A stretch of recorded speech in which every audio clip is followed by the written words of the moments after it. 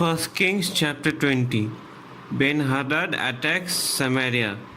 Now Ben-Hadad, king of Aram, mustered his entire army. Accompanied by 32 kings with their horses and chariots, he went up and besieged Samaria and attacked it. He sent messengers into the city to Ahab, king of Israel, saying, "This is what Ben-Hadad says, your silver and gold are mine, and the best of your wives and children are mine." The king of Israel answered, "Just as you say, my lord the king, I and all I have are yours." The messengers came again and said, "This is what Ben-Hadad says, I want to demand your silver and gold, your wives and your children. But about this time tomorrow I am going to send my officials to search your palace and the houses of your officials. They will seize everything you value and carry it away." The king of Israel summoned all the elders of the land and said to them, "See how this man is looking for trouble. When he sent for my wives and my children, my silver and my gold, I did not refuse him." The elders and the people all answered, "Don't listen to him or agree to his demands." So he replied to Ben-Hadad's messengers, "Tell my lord the king, your servant will do all you demanded the first time, but this demand I cannot meet." They left and took the answer back to Ben-Hadad. Then Ben-Hadad sent another message to Ahab, "May the gods deal with me, be it ever so severely, if enough dust remains in Samaria to give each of my men a handful." The king of Israel answered, "Tell him, one who puts on his armor should not boast like one who takes it off." Ben-Hadad heard this message while he and the kings were drinking in their tents, and he ordered his men, "Prepare to attack." So they prepared to attack the city. Ahab defeats Ben-Hadad. Meanwhile, a prophet came to Ahab, king of Israel, and announced, "This is what the Lord says. Do you see this vast army? I will give it into your hand today, and then you will know that I am the Lord." "But who will do this?" asked Ahab. The prophet replied, "This is what the Lord says. The junior officers under the provincial commanders will do it." "And who will start the battle?" he asked. The prophet answered, "You will." So Ahab summoned the 232 junior officers under the provincial commanders. Then he assembled the rest of the Israelites, 7,000 in all. They set out at noon, while Ben-Hadad and all the 32 kings allied with him were in their tents getting drunk. The junior officers under the provincial commanders went out first. Now Ben-Hadad had dispatched scouts who reported men are advancing from Samaria. He said, "If they have come out for peace, take them alive. If they have come out for war, take them alive." The junior officers under the provincial commanders marched out of the city with the army behind them, and each one struck down his opponent. At that, the Arameans fled, while with the Israelites in pursuit. But Ben-Hadad, king of Aram, escaped on horseback with some of his horsemen. The king of Israel advanced and overpowered the horses and chariots and inflicted heavy losses on the Arameans. Afterward, the prophet came to the king of Israel and said, "Strengthen your position and see what must be done, because next spring the king of Aram will attack you again." Meanwhile, the officials of the king of Aram advised him, "Their gods are gods of the hills. That is why they were too strong for us. But if we fight them on the plains, surely we will be stronger than they. Do this, remove all the kings from their commands and replace them with other officers. You must also raise an army like the one you lost, horse for horse and chariot for chariot, so we can fight Israel on the plains. Then surely we can be stronger than they." He agreed with them and acted accordingly. The next spring, Ben-Hadad mustered the Arameans and went up to Aphek to fight against Israel. When the Israelites were also mustered and given provisions, they marched out to meet them. The Israelites camped opposite them like two small flocks of goats, while the Arameans covered the countryside. The man of God came up and told the king of Israel, "This is what the Lord says. Because the Arameans think the Lord is a God of the hills and not a God of the valleys, I will deliver this vast army into your hands, and you will know that I am the Lord." For 7 days they camped opposite each other, and on the seventh day the battle was joined. The Israelites inflicted 100,000 casualties on the Aramean foot soldiers in one day. The rest of them escaped to the city of Aphek, where the wall collapsed on 27,000 of them. And Ben-Hadad fled to the city and hid in his inner room. His officials said to him, "Look, we have heard that the kings of the house of Israel are merciful. Let us go to the king of Israel with sackcloth around our waists and ropes around our heads. Perhaps he will spare your life." Wearing sackcloth around their waists and ropes around their heads, they went to the king of Israel and said, "Your servant Ben-Hadad says, 'Please let me live.'" The king answered, "Is he still alive? He is an old ally." The men took this as a good sign and were quick to pick up his word. "Yes, your old ally Ben-Hadad," they said. "Go and get him," the king said. When Ben-Hadad came out, Ahab had him come up into his chariot. "I will return the cities my father took from your father," Ben-Hadad offered. "You may set up your own market areas in Damascus as my father did in Samaria." Ahab said, "On the basis of a treaty I will set you free." So he made a treaty with him and let him go. A prophet condemns Ahab. By the word of the Lord, one of the company of the prophets said to his companion, "Strike me with your weapon." But he refused. So the prophet said, "Because you have not obeyed the Lord, as soon as you leave me, a lion will kill you." And after the man went away, a lion found him and killed him. The prophet found another man and said, "Strike me, please." So the man struck him and wounded him. Then the prophet went and stood by the road waiting for the king. He disguised himself with his headband down over his eyes. As the king passed by, the prophet called out to him, "Your servant went into the thick of the battle, and someone came to me with a captive and said, 'Guard this man. If he is missing, it will be your life for his life, or you must pay a talent of silver.' While your servant was busy here and there, the man disappeared." "That is your sentence," the king of Israel said. "You have pronounced it yourself." Then the prophet quickly removed the headband from his eyes, and the king of Israel recognized him as one of the prophets. He said to the king, "This is what the Lord says. You have set free a man I had determined should die. Therefore it is your life for his life, your people for his people." Sullen and angry, the king of Israel went to his palace in Samaria. 1 Kings chapter 21. Naboth's vineyard. Sometime later, there was an incident involving a vineyard belonging to Naboth the Jezreelite. The vineyard was in Jezreel, close to the palace of Ahab, king of Samaria. Ahab said to Naboth, "Let me have your vineyard to use for a vegetable garden, since it is close to my palace. In exchange, I will give you a better vineyard, or if you prefer, I will pay you whatever it is worth." But Naboth replied, "The Lord forbid that I should give you the inheritance of my ancestors." So Ahab went home sullen and angry because Naboth the Jezreelite had said, "I will not give you the inheritance of my ancestors." He lay on his bed sulking and refused to eat. His wife Jezebel came in and asked him, "Why are you so sullen? Why won't you eat?" He answered her, "Because I said to Naboth the Jezreelite, 'Sell me your vineyard, or if you prefer, I will give you another vineyard in its place.' But he said, 'I will not give you my vineyard.' Jezebel, his wife, said, 'Is this how you act as king over Israel? Get up and eat. Cheer up. I'll get you the vineyard of Naboth the Jezreelite.' So she wrote letters in Ahab's name, placed his seal on them, and sent them to the elders and nobles who lived in Naboth's city with him.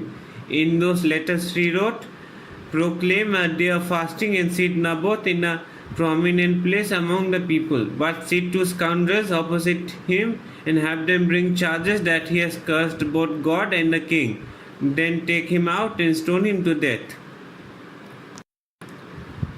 So the elders and nobles who lived in Naboth's city did as Jezebel directed in the letters she had written to them.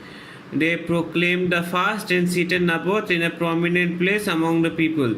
Then two scoundrels came and sat opposite him and brought charges against Naboth before the people, saying, Naboth has cursed both God and the king. So they took him outside the city and stoned him to death. Then they sent word to Jezebel, Naboth has been stoned to death. As soon as Jezebel heard that Naboth had been stoned to death, she said to Ahab, Get up and take possession of the vineyard of Naboth the Jezreelite that he refused to sell you. He is no longer alive, he is but dead. When Ahab heard that Naboth was dead, he got up and went down to take possession of Naboth's vineyard. Then the word of the Lord came to Elijah the Tishbite. Go down to meet Ahab, king of Israel, who rules in Samaria. He is now in Naboth's vineyard, where he has gone to take possession of it. Say to him, This is what the Lord says. Have you not murdered a man and seized his property? Then say to him, This is what the Lord says. In the place where dogs licked up Naboth's blood, dogs will lick up your blood. Yes, yours. Ahab said to Elijah, So you have found me, my enemy. I have found you, he answered, because you have sold yourself to do evil in the eyes of the Lord. He says, I am going to bring disaster on you. I will wipe out your descendants and cut off from Ahab every last male in Israel, slave or free. I will make your house like that of Jeroboam son of Nebat and that of Baasha son of Ahijah, because you have aroused my anger and have caused Israel to sin. And also concerning Jezebel, the Lord says, Dogs will devour Jezebel by the wall of Jezreel. Dogs will eat those belonging to Ahab who die in the city, and the birds will feed on those who die in the country. There was never anyone like Ahab, who sold himself to do evil in the eyes of the Lord, urged on by Jezebel his wife. He behaved in the vilest manner by going after idols, like the Amorites the Lord drove out before Israel. When Ahab heard these words, he tore his clothes, put on sackcloth and fasted. He lay in sackcloth and went around meekly. Then the word of the Lord came to Elijah the Tishbite. Have you noticed how Ahab has humbled himself before me? Because he has humbled himself, I will not bring the disaster in his day, but I will bring it on his house in the days of his son. 1 Kings chapter 22. Micaiah prophesies against Ahab. For 3 years there was no war between Aram and Israel, but in the third year Jehoshaphat, king of Judah, went down to seek the king of Israel. Then the king of Israel had said to his officials, Don't you know that Ramoth Gilead belongs to us, and yet we are doing nothing to retake it from the king of Aram? So he asked Jehoshaphat, Will you go with me to fight against Ramoth Gilead? Jehoshaphat replied to the king of Israel, I am as you are. My people are your people. My horses are your horses. But Jehoshaphat had said to the king of Israel, First seek the counsel of the Lord. So the king of Israel brought together the prophets, about 400 men, and asked them, Shall I go to war against Ramoth Gilead, or shall I refrain? Go, they answered, for the Lord will give it into the king's hand. But Jehoshaphat asked, Is there no longer a prophet of the Lord here whom we can inquire of? The king of Israel answered Jehoshaphat, There is still one through whom we can inquire of the Lord, but I hate him because he never prophesies anything good about me, but always bad. He is Micaiah son of Imlah. The king should not say such a thing. Jehoshaphat replied. So the king of Israel called one of his officials and said, Bring Micaiah son of Imlah at once. Dressed in their royal robes, the king of Israel and Jehoshaphat, king of Judah, were sitting on their thrones at the threshing floor by the entrance of the gate of Samaria, with all the prophets prophesying before them. Now Zedekiah son of Kana had made iron horns, and he declared, "This is what the Lord says. With this you will goad the Arameans until they are destroyed." All the other prophets were prophesying the same thing. "Attack Ramoth Gilead and be victorious," they said, "for the Lord will give it into the king's hand." The messenger who had gone to summon Micaiah said to him, "Look, the other prophets without exception are predicting success for the king. Let your word agree with theirs and speak favorably." But Micaiah said, "As surely as the Lord lives, I can tell him only what the Lord tells me." When he arrived, the king asked him, "Micaiah, shall we go to war against Ramoth Gilead or not?" "Attack and be victorious," he answered, "for the Lord will give it into the king's hand." The king said to him, "How many times must I make you swear to tell me nothing but the truth in the name of the Lord?" Then Micaiah answered, "I saw all Israel scattered on the hills like sheep without a shepherd. And the Lord said, These people have no master. Let each one go home in peace." The king of Israel said to Jehoshaphat, "Didn't I tell you that he never prophesies anything good about me, but only bad?" Micaiah continued, "Therefore hear the word of the Lord. I saw the Lord sitting on his throne with all the host of heaven standing around him on his right and on his left. And the Lord said, Who will entice Ahab into attacking Ramoth Gilead and going to his death there?" One suggested this and another that. Finally, a spirit came forward, stood before the Lord, and said, "I will entice him." "By what means?" the Lord asked. "I will go out and be a lying spirit in the mouths of all his prophets," he asked. He said, "You will succeed in enticing him," said the Lord. "Go and do it." So now the Lord has put a lying spirit in the mouths of all these prophets of yours. The Lord has decreed disaster for you. Then Zedekiah son of Kana went up and slapped Micaiah in the face. "Which way did the spirit from the Lord go when he went from me to speak to you?" he asked. Micaiah replied, "You will find out on the day you go to hide in an inner room." The king of Israel then ordered, "Take Micaiah and send him back to Amon, the ruler of the city, and to Joash, the king's son, and say, This is what the king says. Put this fellow in prison and give him nothing but bread and water until I return safely." Micaiah declared, "If you ever return safely, the Lord has not spoken through me." Then he added, "Mark my words, all you people." Ahab king at Ramoth Gilead. So the king of Israel and Jehoshaphat, king of Judah, went up to Ramoth Gilead. The king of Israel said to Jehoshaphat, "I will enter the battle in disguise, but you wear your royal robes." So the king of Israel disguised himself and went into battle. Now the king of Aram had ordered his 32 chariot commanders, "Do not fight with anyone, small or great, except the king of Israel." When the chariot commanders saw Jehoshaphat, they thought, "Surely this is the king of Israel." So they turned to attack him. But when Jehoshaphat cried out, the chariot commanders saw that he was not the king of Israel and stopped pursuing him. But someone drew his bow at random and hit the king of Israel between the breastplate and the scale armor. The king told his chariot driver, "Wheel around and get me out of the fighting. I've been wounded." All day long the battle raged, and the king was propped up in his chariot facing the Arameans. The blood from his wound ran onto the floor of the chariot, and that evening he died. As the sun was setting, a cry spread through the army, "Everyone to your own town, everyone to your land." So the king died and was brought to Samaria, and they buried him there. They washed the chariot at a pool in Samaria, where the prostitutes bathed, and the dogs licked up his blood, as the word of the Lord had declared.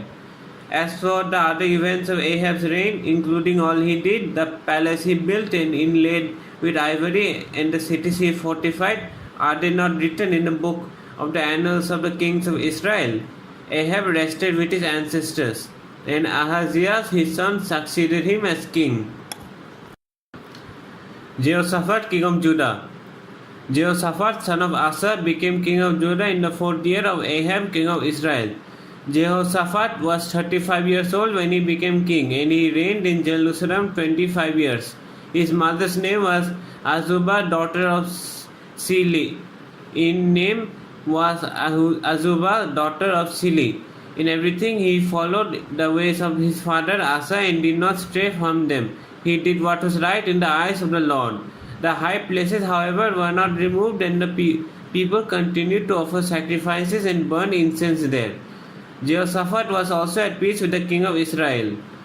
As for the other events of Jehoshaphat's reign, the things he achieved and his military exploits, are they not written in the book of the annals of the kings of Judah?